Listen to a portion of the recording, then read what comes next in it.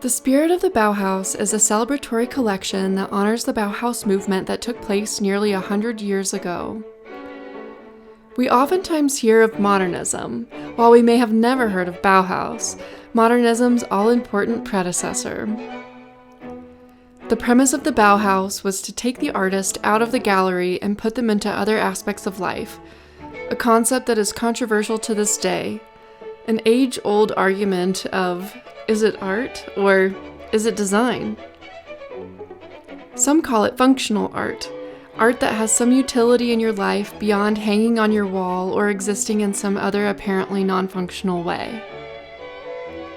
We would posit that art that hangs on your wall is also functional, as your environment affects your day-to-day existence, but nonetheless, it's utility we're talking about. If you go back to basic economics, utility is what we recognize in exchange for value. It's not necessarily a bucket or a wrench. It's anything that brings you worth, as measured in utility units in the economics world. The Bauhaus saw the ultimate aim of all creative process to be the total building. It was architecture, it was design, it was fabric, painting, ceramics, dance, appliances. It was everything that goes into every aspect of your life. And all of this originated at one special school in Weimar, Germany in 1919, the School of Bauhaus. In 1926, the school expanded to have an additional location in Dessau, about 160 kilometers away. Some of the world's most iconic designs emerged from this very special school, like the Vasily chair by Marcel Breuer. The school's curriculum was illustrated as concentric circles of preliminary education, followed by intensive apprentice workshops that students would sometimes attend for years. And for those who truly demonstrated a refined expertise was the core of the Bauhaus philosophy, the building.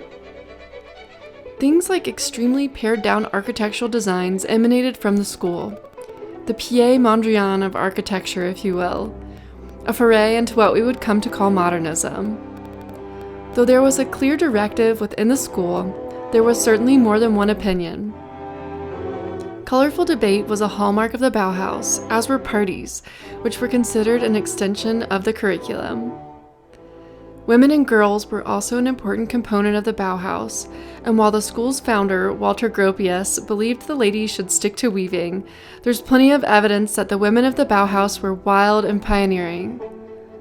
An incredible and prolific school, cut short in 1933 by World War II and forced to close by the Nazis, we remember the Bauhaus by bringing essential relics to the spotlight and channeling their philosophy of bringing art beyond traditional milieus of museum, book, or gallery and into your life through fashion, creating a living artwork, an art history in motion, a philosophy kept alive, with an emphasis on craft embedded with meaning as found in our Bauhaus Spirit Collection today.